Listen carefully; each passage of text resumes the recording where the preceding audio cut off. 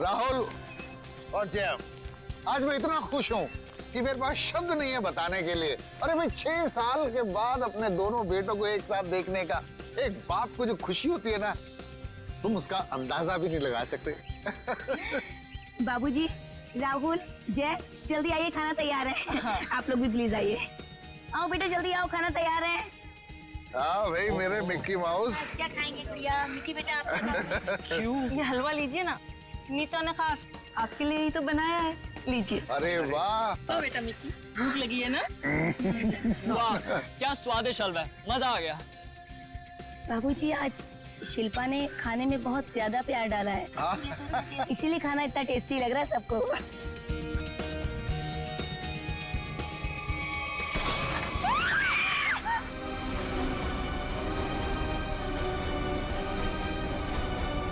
ये क्या?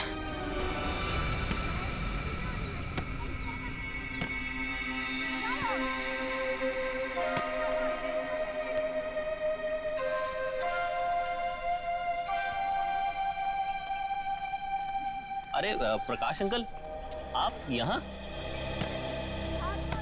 अंकल नमस्ते। नमस्ते अंकल। नमस्ते। अंकल मैं तेज बीविंग में रहता हूँ। माफ करना बेटा, मेरा ध्यान कहीं और था। कोई बात नहीं। अंकल आप यहाँ धूप में अकेले बैठ के क्या कर रहे हैं? बेटा सुनील घर की चाबी देना भूल गया, पर फिक्र की कोई बात नहीं, वो आता ही होगा। अंकल तो हम सुनील जी को फोन लगा देते हैं, उन्हें तो आते आते शाम हो जाएगी। अरे नहीं, काम के वक्त उसको फोन करके परेशान मत करो। जैसी आपकी मर्जी अंकल, लेकिन कम से कम आप हमारे घर पे आके इंतजार कर लीजिए। नहीं मुझे चलेगा, मुझे अकेला छोड़ दो।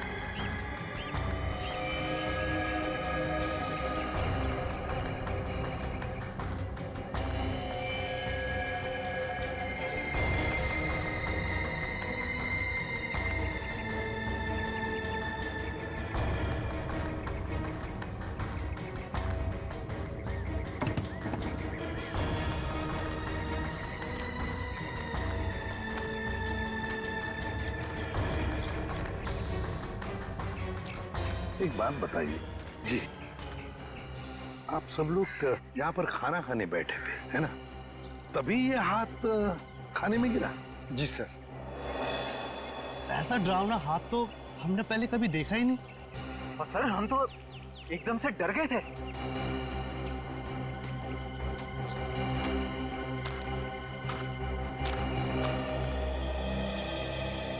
सर आपने हाथ तो देखा ही ना सर, गला नहीं है लेकिन खून पूरी तरह से सूख चुका है। बहुत बुरी हालत से काटा है ये हाथ। अगर ये हालत इस हाथ की है, वही सोच रहा हूँ जिसका ये हाथ काटा गया है उसके और शरीर के हिस्से का क्या किया होगा। सर क्या ये हाथ देख के हम पता नहीं लगा सकते कि ये आदमी का हाथ है या किसी औरत का हाथ है? ये तो सारुण के बताएगा, उसका काम है।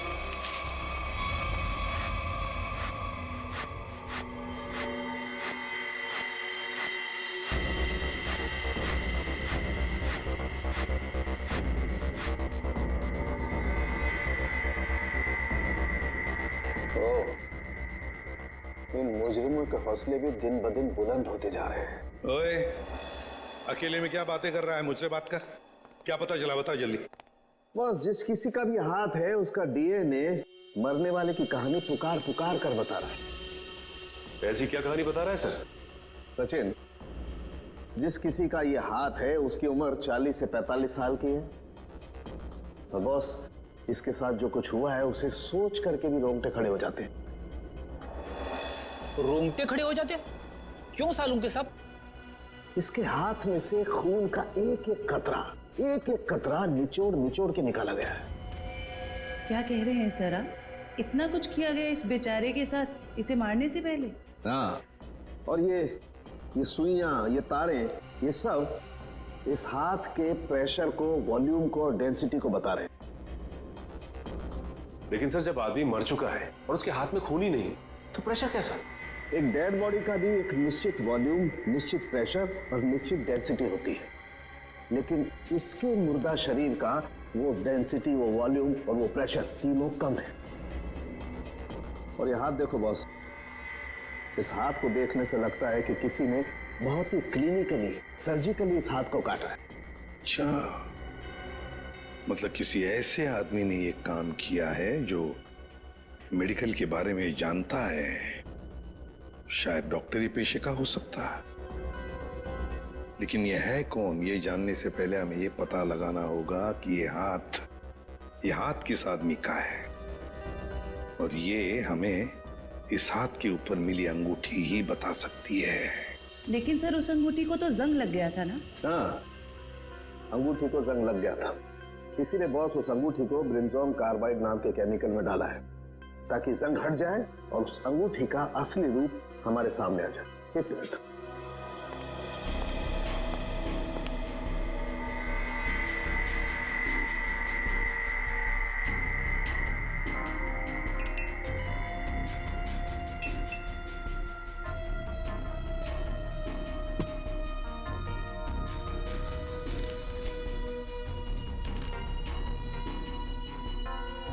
ये देखो बॉस, ये अंगूठी एकदम साफ।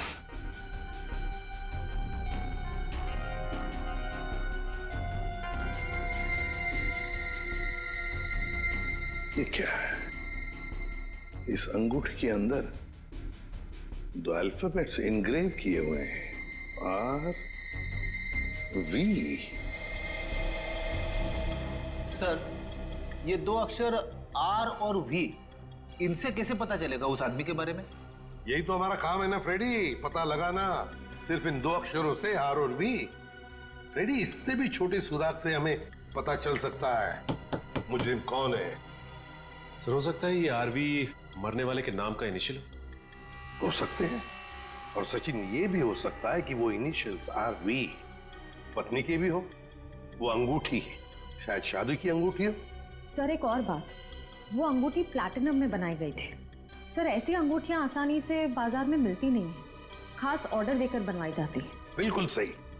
बस उस अंगूठी का फोटोग्राफ शहर में जितने भी जौहरी है उन सबको भेज दो, पता चल जाएगा किस जौहरी ने वो अंगूठी बनाई थी और किसके लिए। Are we. Yes sir. Sir एक बात समझ में नहीं आ रही कि अगर ये खूनी आरवी को मारना ही चाहता था तो आसान मौत भी तो दे सकता था, ये काटने की क्या जरूरत? सचिन मरने वाले की पहचान छुपाना चाहता था, वो पहचान छुपाना चाहता था। सर आपसे मिलने कुछ लोग आए हैं और वो कह रहे हैं कि अर्जेंट है। बुलाओ। आइए। नमस्ते सर। आइए, बताइए क्या बात है? सर एक बहुत ही बड़ी मुसीबत आ गई है, बस आप ही हैं जो हमारी मदद कर सकते हैं। मुसीबत? कैसी मुसीबत? सर हम लोग मोतीलाल नगर की रोज सोसाइटी से आए हैं। हमारे बिल्डिंग में एक बुजुर्ग रहते थे, प्रकाश जी। रहते थे मतलब? क्या आप नहीं रहते? सर कल तक तो थे, सोसाइटी के पार्क में बैठे हुए देखा था हमने उन्हें, बोरिया बिस्तर बांध के बैठे थे। तो आप लोगों ने जाकर उनसे पूछा नहीं कि क्या बात है, क्या तकलीफ है, हैं? पता नहीं सर, हमने उनसे पूछा तो कुछ अजीब सा बड़बड़ाने लगे। सर उनके बाहर बैठने की कुछ ना कुछ वजह जरूर है। क्या वजह हो सकती है? सर उनका सौतेला बेटा सुनील बहुत ही ज्यादा बदतमीज और झगड़ालू किस्म का इंसान है वो। सर हमें लगता है उसी ने ही सामान सहित अपने पिता को घर से बाहर निकाल दिया है।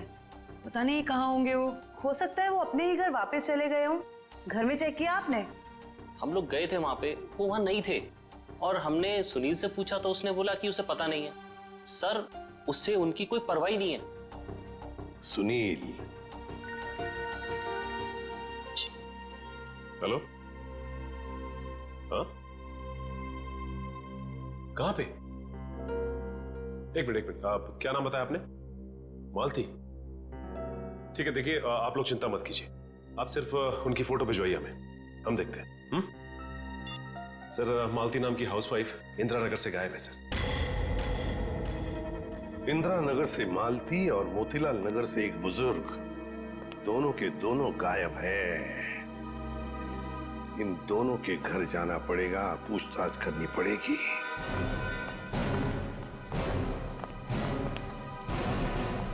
सर, हमने मिस्टर सुनील का घर अच्छे से चेक किया। प्रकाश जी नहीं है वहाँ पे, और ना ही कोई ऐसा सुराग मिला है जिससे प्रकाश जी के बारे में कुछ पता चल सके। सर, मैंने कहा था ना कि मुझे कुछ नहीं पता कि वो कहाँ चले गए। प्रकाश जी तुम्हारे सौतेले पिता थे, तुम्हारे उनके साथ अक्सर झगड़े हुआ करते थे, है ना? क्यों? सर, झगड़े होते थे, पर किस घर में झगड़े नहीं होते। इसमें सौतेली वाली बात कहाँ से आ गई सर? सगे बाप बेटों में भी तो झगड़ा होता है ना। मैंने उन्हें हमेशा सखी से ज्यादा समझा। अगर इतना प्यार था तो फिर उन्हें बाहर क्यों छोड़ दिया? सर, उन पे घर की डुप्लीकेट चाबी थी, चाहते तो घर में बैठ सकते थे। सर, मुझे तो लगता है कि इन दोनों ने मजबूर किया होगा उन्हें घर छोड़ने के लिए। आप क्या कह रहे हैं सर? हम ऐसा क्यों करेंगे? सर, आपको क्या लगता है मैं अपने पापा के साथ कुछ गलत करूंगा? सर, मेरे पापा को ढूंढ के ला दीजिए सर। हाँ, प्रकाश जी को तो हम ढूंढ कर निकालेंगे ही निकालेंगे, वो तो हमारा फर्ज है। लेकिन एक बात याद रखना, अगर पता चला तुम लोगों ने अपने पिताजी के साथ कोई गैर बर्ताव किया है तो अच्छा नहीं होगा, समझे?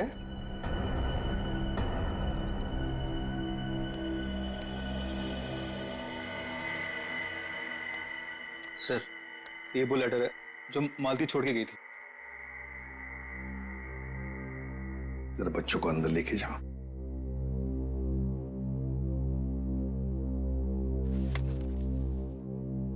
मैं मालती अपने पूरे होश में बिना किसी दबाव के ये खत लिख रही हूं। मैं अपनी रोजमर्रा की आम जिंदगी से इस घर गृहस्थी से तंग आ गई हूं और अपनी मर्जी से छोड़ के जा रही हूं। मुझे माफ कर देना विनय, माफ कर देना राहुल। कुछ दिन आप सबको बहुत तकलीफ होगी मेरे बिना, मगर फिर आदत पड़ जाएगी। मेरे वापस आने की उम्मीद मत रखना, हमारा साथ यहीं तक ही था। मालती। सर, ऐसे कैसे कोई पत्नी अपने बसे बसाए घर को छोड़ के जा सकती है? वही तो। वो मैं कल बच्चे को स्कूल छोड़ने गई थी ना, तब वो मुझे वहां मिली थी, तो मुझे उसका बर्ताव कुछ अजीब सा लगा। कुछ अजीब सा लगा? मतलब कैसा लगा आपको? मतलब वो बच्चे के सामने रो रही थी। सर, हमेशा अपना और पापा का ख्याल रखना। आप कहीं जा रहे हो क्या? मैं भी चलूंगा आपके साथ। नहीं बेटा, मैं कहीं नहीं जा रही। और रोते रोते उसने बच्चे को वैन में बिठाया और वो सब्जी लाने के लिए चली गई, और जाते जाते उसने अपना मोबाइल फोन भी तोड़ दिया। ये तो बड़ी अजीब बात है। कैसे गई वो वहां से? वो ऑटो से गई सर। और कहाँ गई, कुछ पता चला? मेरा मतलब है, क्या सुना आपने? नहीं, मैं सुन नहीं पाई सर। चलो ठीक है, thank you very much. Sachin, Motilal Nagar और इंदिरा नगर के जितने भी रिक्शा वाले हैं उन सबको प्रकाश जी और मालती के फोटोग्राफ्स दिखाओ। एक्सक्यूज मी भाई साहब, इस आदमी को आपने यहाँ कहीं देखा क्या?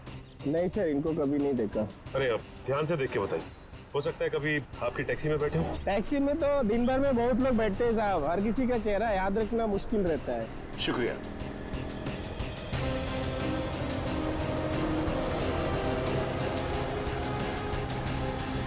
भाई साहब, आप देखिए इन्हें, कहीं देखा है आपने? इस बुजुर्ग आदमी को तो मैंने पिंजर की खाड़ी के पास छोड़ा था। पिंजर की खाड़ी?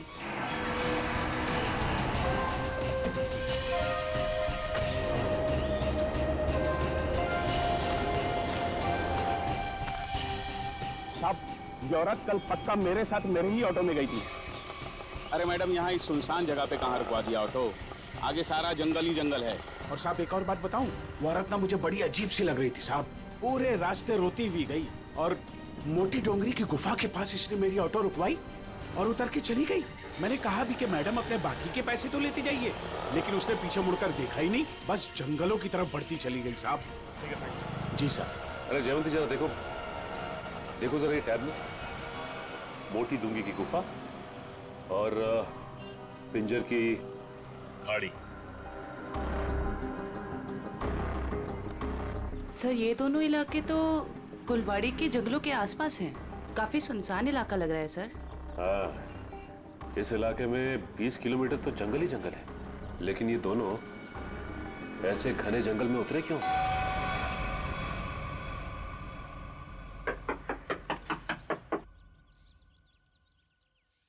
बड़ी अजीब बात है। रिंग पे आरवी गुदा है और नाम हितेन कुमार। हो सकता है इस घर के किसी और सदस्य के नाम के इनिशियल्स हों ये, क्योंकि उस जौहरी को पूरा यकीन था कि इस रिंग का ऑर्डर इसी घर में से किसी ने दिया है। जी कहिए। नमस्ते, हम सीआईडी से। सीआईडी? अंदर आइए।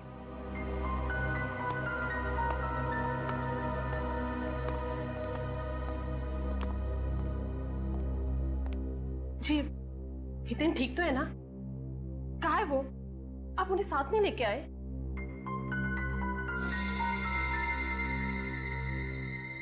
क्या आप इस अंगूठी को पहचानती हैं?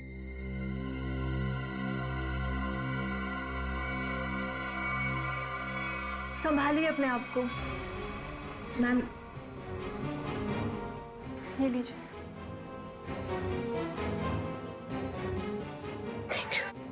क्या आप बता सकती हैं कि इस अंगूठी पर जो आरवी इनिशियल्स बने हुए हैं, इनका क्या मतलब है? अपने माता पिता के नाम पे गुंदवाया था इन्होंने। ससुर जी का नाम राकेश था और सासू माँ का नाम विनी था। मुझे लग रहा था कि जरूर कुछ ना कुछ बुरा हो रहा है। हितेन कभी मुझे बिना बताए घर से गायब नहीं हुए। क्या आप मुझे उन्हें मिलवा सकते हैं प्लीज?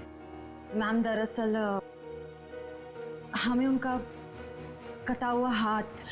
बस कुछ मत बताइए, मैं और कुछ सुन नहीं सकती। मैं जानती थी हितेन जिस राह पे चल रहा है उसका अंत अच्छा नहीं होगा। हमें भी पता चल चुका है कि वो किसी गलत काम में शामिल थे, इसलिए आपने उनके गायब होने की रिपोर्ट नहीं दर्ज कराई। क्या आप प्लीज हमें पूरी बात साफ साफ बताएंगे? दरअसल इन्होंने अपने कंपनी से 10 करोड़ का घोटाला किया था। 10 करोड़ का घोटाला? इन्होंने वो पैसे कहीं और काम पर लगाए। पैसे तो डूब गए, लेकिन जब कंपनी ने उनके पास पैसे की डिमांड की तो उनके पास पैसे देने के लिए एक फूटी कौड़ी भी नहीं थी। फिर क्या, कंपनी ने इनके ऊपर केस कर दिया। हमारा घर नीलाम होने के कगार पर आ गया। मुझे लगा शायद इसलिए ये 3 दिन पहले घर से गायब हो चुके हैं। और इसलिए आपने उनके गायब होने की रिपोर्ट दर्ज नहीं कराई? नहीं, दरअसल अचानक मुझे इनके कंपनी से कॉल आया। किसी ने कंपनी की रकम चुकता कर ली है। मैं खुश हो गई कि शायद ही आप वापस आएंगे। 1 मिनट, वो 10 करोड़ रुपए जो हितेन ने कंपनी से चुराए थे वो किसी और ने चुकते किए? किसने? पता नहीं, किसी ने इनके कंपनी के अकाउंट में वो रकम डलवा दी थी और एक चिट्ठी छोड़ी कि ये रकम वही है जो हितेन ने उनकी कंपनी से ली थी। बड़ी अजीब बात है मैम, कोई और हितेन के पैसे क्यों चुकाएगा, वो भी 10 करोड़? इसके पीछे जरूर कोई गहरा राज है। मैम, आपके रिश्तेदारों ने या दोस्तों ने हितेन को ढूंढने की कोशिश नहीं की? कोशिश की न। हितेन की गाड़ी भी मिली कुलवाड़ी जंगल के पास, लेकिन हितेन का कुछ पता ही नहीं चला। कुलवाड़ी जंगल।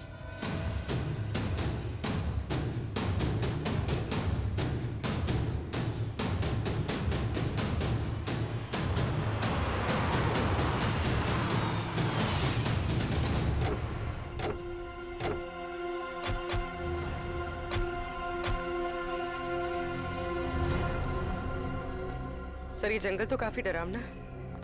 प्रकाश जी और मालती यहाँ क्या करने आए होंगे? हो सकता है उन्हें झांसा दे के लाया गया हो या जबरदस्ती यहाँ ले आया गया हो।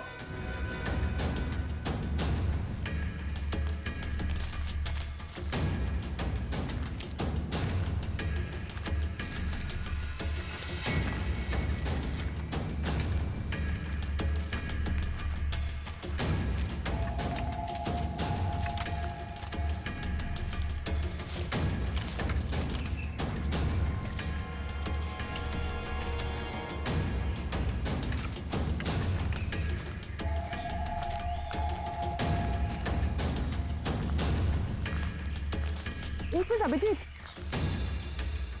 वो देखो।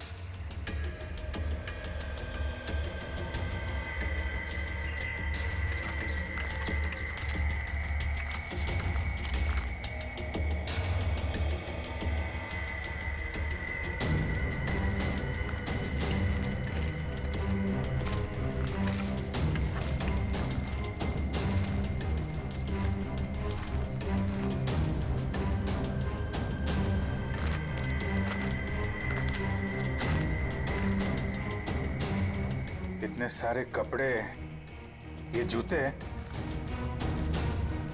ओह माय गॉड, खून देखा? ओह नो,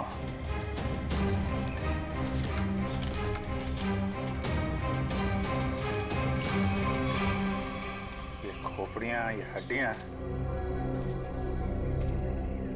ये जंगल के अंदर चल क्या रहा है?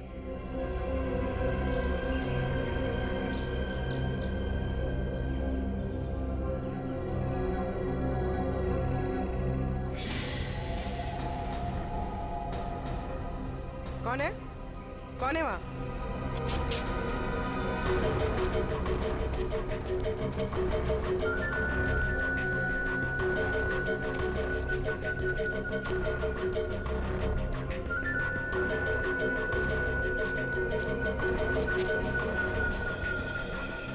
क्या हुआ? वहाँ तो कोई नहीं है सर। सर वहाँ पे कुछ था सर। सुनसान जंगल में कौन हो सकता है? ये तो सारे कपड़े, जूते और ये हड्डियों को देखकर लग रहा है कि अलग अलग उम्र के लोगों को शिकार बनाया गया है। बहुत खतरनाक अपराधी है, मासूम भोले भाले लोगों को यहाँ बुला के मार डालता है।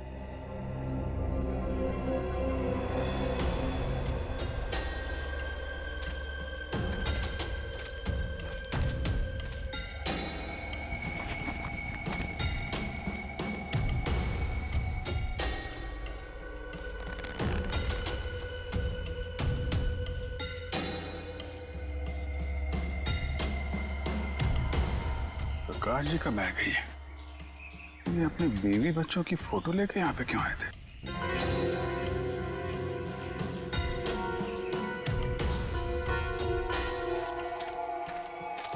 ए रुको!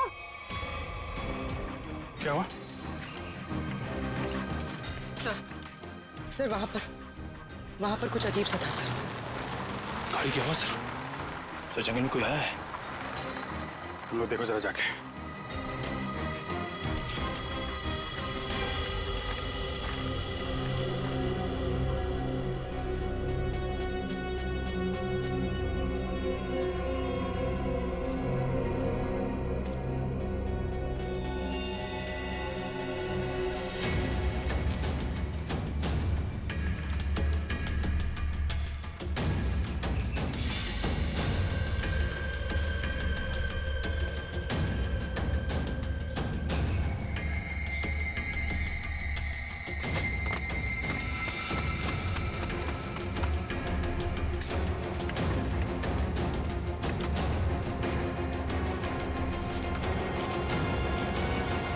हितेन का कटा हुआ हाथ और उसकी गाड़ी मिलती है गुलवाड़ी जंगल के आसपास। समझ में नहीं आ रहा, पता नहीं क्यों सचे मुझे ऐसे लग रहा है कि हितेन का केस, मालती का केस और प्रकाश जी का केस, इन तीनों केसेस का आपस में कोई ना कोई संबंध है, कोई ना कोई संबंध है। सर प्रकाश जी और मालती के बारे में कुछ और पता चला है। क्या? सर ठीक हितेन की तरह ही प्रकाश जी और मालती दोनों कर्जे में थे। प्रकाश जी के बेटे को 5 लाख रुपए देने थे और मालती जी का घर गिरवी रखा था। सर दोनों के गायब होते ही इन दोनों का कर्जा किसी ने चुका दिया। हितेन भी कर्जे में था, मालती भी कर्जे में थी, प्रकाश जी भी कर्जे में थे। तीनों के तीनों गायब होते, तीनों के तीनों आखिरी बार दिखाई पड़ते हैं गुलवाड़ी जंगल के आसपास। काम करते हैं उस लाइन पर, गुलवाड़ी जंगल के लाइन पर जितने भी ऑटो रिक्शा वाले और टैक्सी वाले धंधा करते हैं, सबको यहां लेकर आते हैं। सब हम लोगों को क्यों बुलाया? इसलिए बुलाया है कि हमें तुम लोगों की मदद चाहिए। हम क्या मदद कर सकते हैं साहब आपकी? देखो, खैर गांव से गुलवाड़ी के जंगल के रास्ते पर तुम लोग अपनी अपनी गाड़ियां चलाते हो, है ना? साहब टैक्सी तो पूरे शहर में घूमती है। हाँ, लेकिन सारी टैक्सियां गुलवाड़ी भी नहीं जाती। सिर्फ वही गुलवाड़ी जाती है जो खैर गांव से होकर जाती है। हाँ साहब, गुलवाड़ी पर आकर तो रास्ता ही खत्म हो जाता है, उसके बाद तो घना जंगल आता है साहब। बस तो उसी जंगल के बारे में हम लोग जानना चाहते हैं। वैसे वो रास्ता बहुत सुनसान है ना? हाँ साहब। तो फिर ऐसे सुनसान रास्ते पर ज्यादा लोग तो जाते नहीं होंगे, गिने चुने ही लोग जाते होंगे, है ना? हाँ साहब, बिल्कुल। तो एक बात बताओ, पिछले 2-3 महीनों में क्या तुम लोग किसी पैसेंजर्स को उस रास्ते पर लेके गए थे? याद करो। हाँ साहब, मुझे याद है साहब। मैंने पिछले 3 महीनों में उस रास्ते पर 2 अलग अलग लोगों को छोड़ा है। मैंने भी एक सवारी को छोड़ा था साहब पिछले महीने। साहब पिछले महीने मैंने भी एक सवारी छोड़ी थी, वो एक आदमी था। तो क्या उन लोगों के चेहरे याद आ रहे हैं तुमको? साहब चेहरा तो नहीं याद, पर उसकी बातें जरूर याद है। बहुत परेशान था वो, किसी से फोन पे कह रहा था कि मैं आ रहा हूँ, कुछ परेशानी तो नहीं होगी ना? साहब मुझे याद आया, मालती जी के अलावा मैंने एक लड़की को भी छोड़ा था और वो लड़की पूरे रास्ते रोती रही। साहब मुझे तो लगता है कि वो लड़की घर छोड़कर भाग कर आई थी।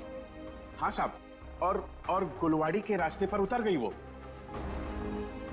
मैंने अपने सवारी से बोला था यहाँ पर ऑटो और टैक्सी नहीं मिलेगा साहब, पर उसने कोई जवाब ही नहीं दिया। सर ये तो बिल्कुल प्रकाश और मालती के केसेस जैसा है। हाँ श्रेया, ये तीनों के तीनों केसेस एक जैसे ही हैं और जरूर और भी ऐसे केसेस होंगे।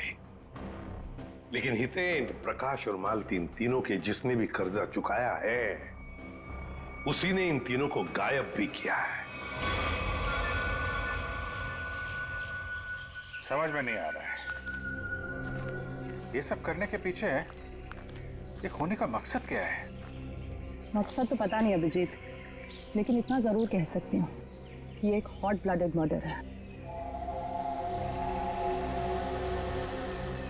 सोचा समझा किया गया अपराध जो किसी पढ़े लिखे आदमी ने किया है। पढ़े लिखे आदमी? ये देखो, इस खोपड़ी को किसी केमिकल में डुबो कर रखा गया था। केमिकल में? यहाँ जंगल में कोई लैब खोल के रखी है क्या उसने? हो सकता है। एक मिनट।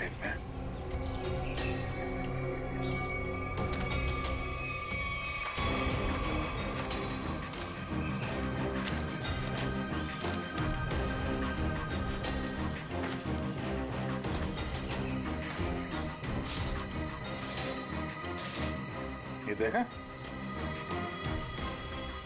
जंगल में पाइप कैसे आ गई? लेकिन नक्शा में तो कोई पाइप वगैरह नहीं थी। वही तो, कहीं ये पाइप भी उन अपराधियों ने तो नहीं लगाई है? काटो जरा सा। निखिल, गाड़ी की आवाज उसी वक्त आई जब हम जंगल में थे। ये कोई संयोग नहीं है। मतलब मुजरिम को भनक लग गई थी हमारे जंगल में आने की। भले ही भनक लग गई हो, लेकिन हमारे हाथों से बचेंगे नहीं हमको।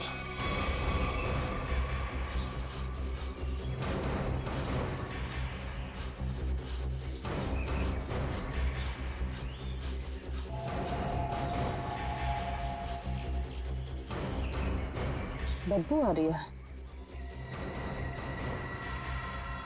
खून? पाइप में खून है? लोगों को मार के, उनकी लाशों को काट के इस पाइप में से खून भेजा जा रहा है।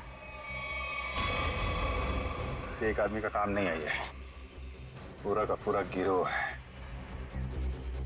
ये पाइप हमें उन तक पहुंचाएगा। सर मैंने मिसिंग पर्सन्स ब्यूरो से पता लगा, सर जंगल के पास जो जो लोग गायब हुए थे वो सब कर्जे में डूबे हुए थे। जो जो लोग उस गुलवाड़ी जंगल में गायब हुए सब कर्जे में डूबे हुए हैं।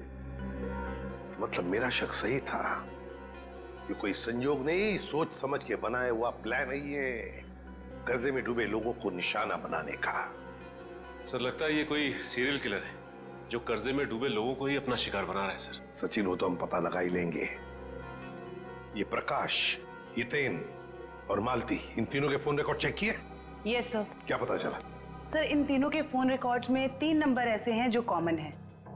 किस किस के फोन नंबर्स है वो? सर 2 नंबर तो बंद आ रहे हैं और तीसरा नंबर किसका है इसका पता नहीं चला है, लेकिन सर इस तीसरे नंबर से किसी जया को फोन किया गया है परसों।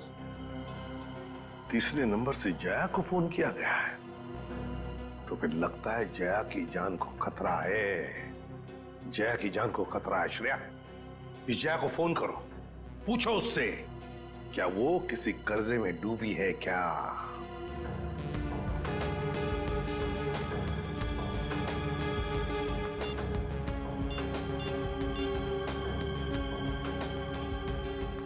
जया,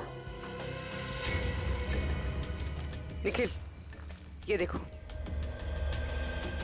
टायर के निशान। टायर के निशान? अगर टायर के निशान यहाँ है तो गाड़ी भी यहीं कहीं आसपास होनी चाहिए।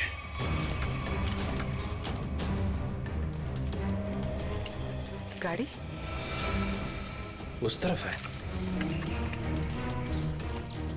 संभाल के।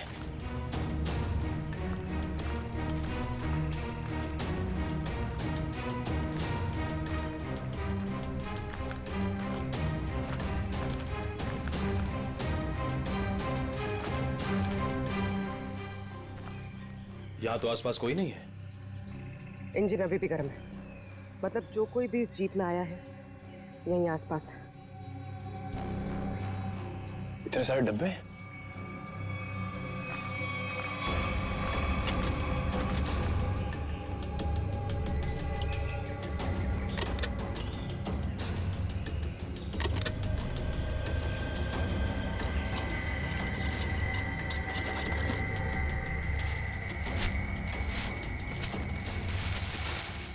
ये तो अस्पताल का सामान है, यहाँ इस जंगल के बीच क्या कर रहा है? वही तो।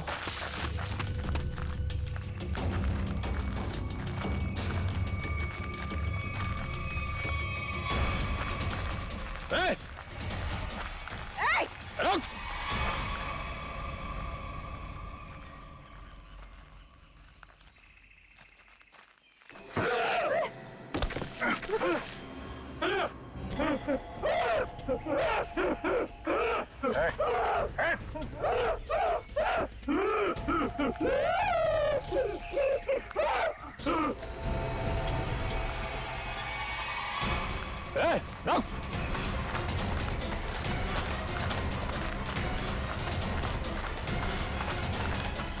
देखो क्या क्या है, क्या बात है? हैं?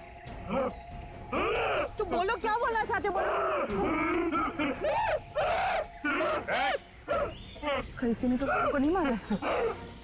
मैं इसकी दिमागी हालत देख के तो नहीं लगता ये। देखो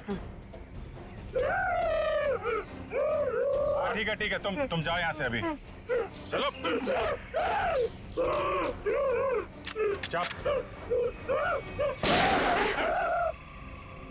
तुमने गोली क्यों मारी? वो बेचारा डर के भाग गया। वापस आके इसको बचा लेंगे। पहले प्रकाश और मालती को बचाना जरूरी है, कहीं उनकी भी ऐसी हालत ना हो जाए।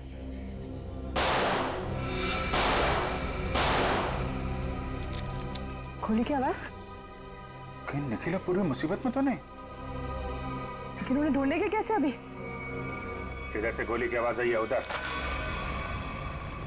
देखो प्लीज, जब तक मुझे पैसे नहीं मिलेंगे तुम फोन पे ही रहना।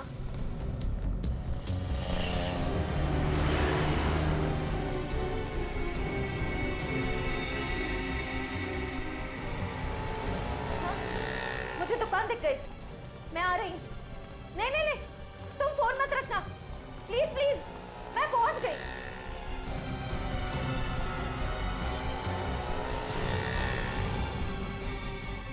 भाई साहब वो मिट्टी का तेल दो ना।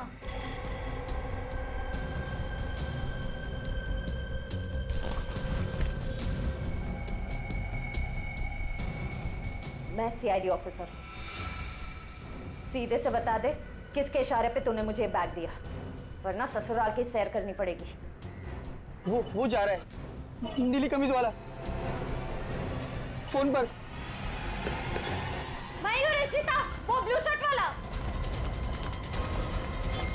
बस बस बस बस, बहुत घूम लिया। तुम?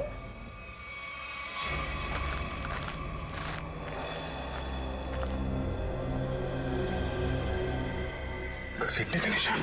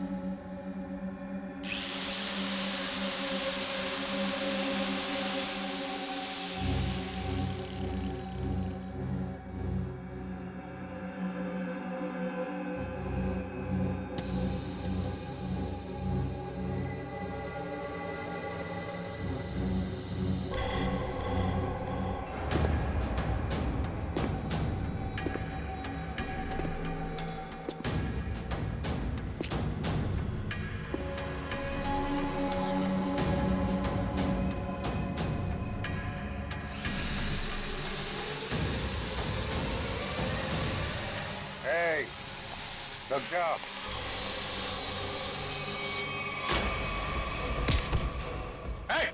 रुक जाओ, नहीं तो इसकी खोपड़ी उड़ा दूंगा।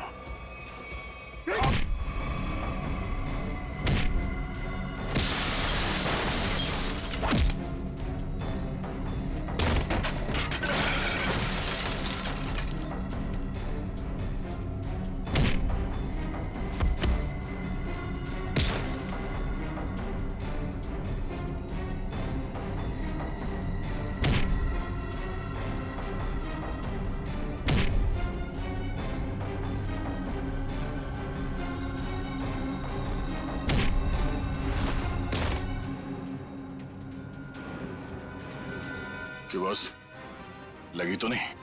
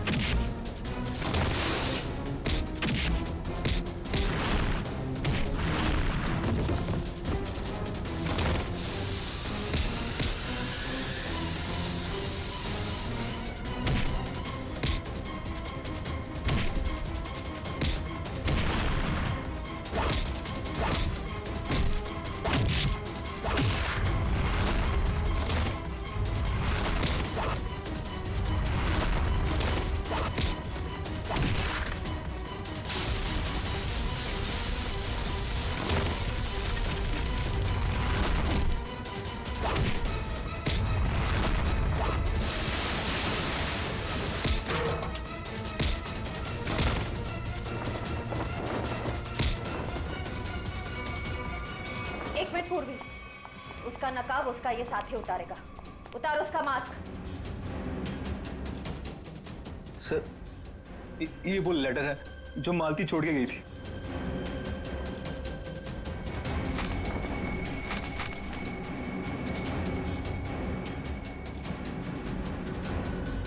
आप क्या कह रहे हैं सर?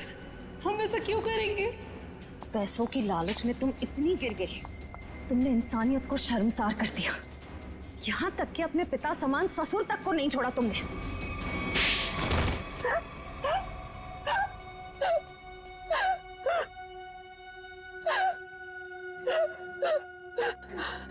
मैंने जो कुछ भी किया लोगों की मर्जी से किया और उन्हें उनके बलिदान का दाम भी दिया। गलत। लोगों की मजबूरी का नाजायज फायदा उठाया तुम लोगों ने। उनके शरीर के अंगों का काला कारोबार कर रहे थे तुम लोग। क्यों? क्योंकि आपकी सरकार ने मेरा डॉक्टर का लाइसेंस कैंसिल कर दिया था। कमाल है, तुम्हारा लाइसेंस रद्द कर दिया तो तुमने लोगों को मारना शुरू कर दिया।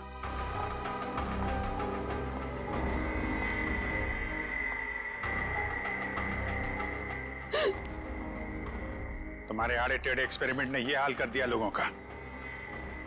शर्म आनी चाहिए तुम दोनों को। इतना नीचे गिर गए कि अपने घर वालों को तक नहीं छोड़ा तुम लोगों ने। क्या करते हैं सर, विदेशी ग्रुप से पैसा ले चुके थे हम, और जो अंग उन्हें चाहिए थे वो हमारे पास नहीं थे, इसलिए सोचा घर वाले ही सही। बड़े बड़े मुजरिम देखे हमने, मगर तुम लोगों जैसे घटिया सोच वाले लोग आज तक नहीं देखा। बीमार हो तुम लोग, इस समाज में रहने लायक नहीं हो। किस्मत अच्छी हुई तो जिंदगी भर जेल में सड़ोगे, वरना आसार तो यही है कि अदालत फांसी देगी तुम्हें। ले जाओ इन्हें। चलो।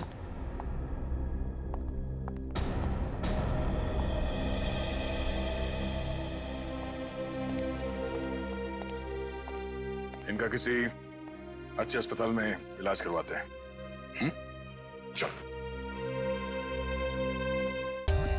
For more updates, subscribe to our channel, click the show links and enjoy watching the videos.